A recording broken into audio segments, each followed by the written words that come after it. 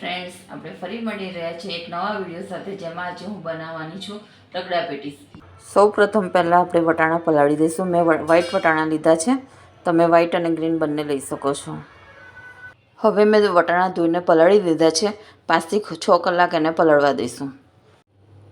જે વટાણા મેં પલાળ્યા હતા એ વટાણા મેં બાફવા માટે લઈ લીધા છે. એમાં મેં બટાકા, ડુંગળી અને તજપત્તું નાખ્યું છે. એમાં થોડું લસણ નાખ્યું છે, થોડું આદુનો ટુકડો નાખ્યો છે અને મીઠું ને હળદર નાખીને એને હું બાફવા મૂકી દઉં છું. હવે મેં એને બાફવા મૂકી દીધું છે. વટાણા બફાઈ ગયા છે. હવે આપણે એને મેશ કરી લઈશું. ચાલો હવે આપણે એને મેશ કરી લઈશું.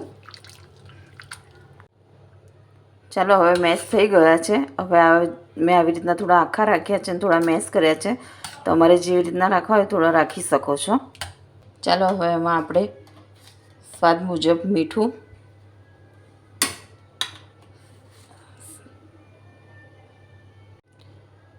સંચર પાવડર, તમારે જેટલો જોઈએ એટલું લઈ શકો છો સ્વાદ પ્રમાણે. ચાટ મસાલો નાખ્યો છે સ્વાદ પ્રમાણે. સ્વાદ પ્રમાણે લાલ મરચું નાખ્યું છે.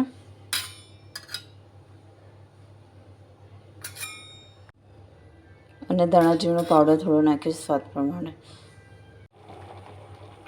આ રગડો ઉકળી ગયો છે. હવે એ તૈયાર થઈ ગયો છે. રગડો આપણો તૈયાર થઈ ગયો છે. હવે આપણે રગડા પેટીસ કરવાની છે. એની માટે મેં બટાકા બાફવા મૂકી દીધા છે.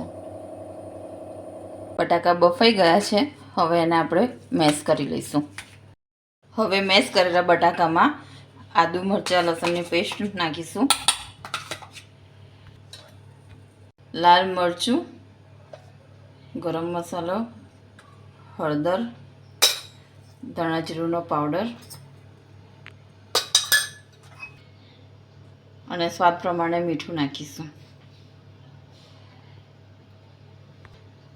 હવે એમાં લાસ્ટમાં ક્રશ કરેલા પૌવા લીધા છે, જાડા પૌવા મેં, એ બાઇન્ડિંગ માટે નાખીશું. હવે મિક્સ કરીને એની ટિક્કી બનાવીશું. ચાલો હવે આપણે રગડા પેટીસ માટેની ટિક્કી તૈયાર થઈ ગઈ છે. એને આપણે ફ્રાય કરી લઈશું. કોર્નફ્લોરની સ્લરીમાં ડીપ કરીને એને પૌવાના પાવડરમાં રગદોળીને આપણે શેકી લઈશું.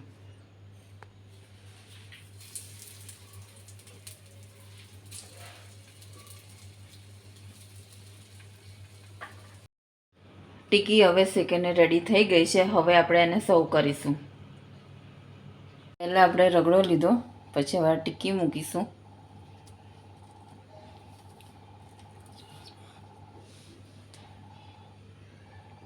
ગ્રીન ચટણી નાખીશું.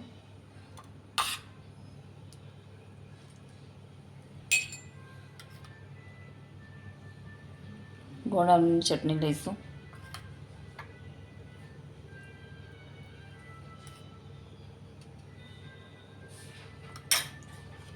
દહીં લઈશું.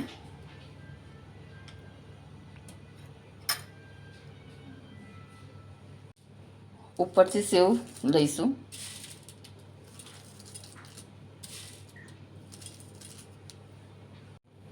ડુંગળી ગાર્નિશિંગ માટે ડુંગળી લઈશું.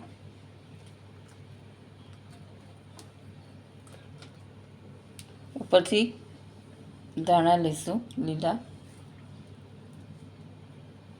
અને એની ઉપર આપણે ચાટ મસાલો લઈશું ટેસ્ટ પ્રમાણે. હવે આપણી રગડા પેટીસ તૈયાર છે.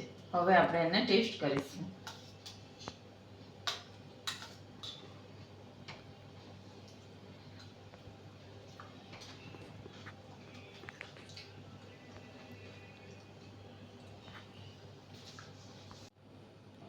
આ આપણી રગડા પેટીસ ખૂબ જ ટેસ્ટી થઈ છે અને સારી પણ છે. એટલા માટે તમે બી ટ્રાય કરજો, તમને પણ સારી લાગશે. આ રેસીપી મેં હેલ્ધી કરી છે, એટલા માટે ઓઇલ ફ્રી રગડો કર્યો છે.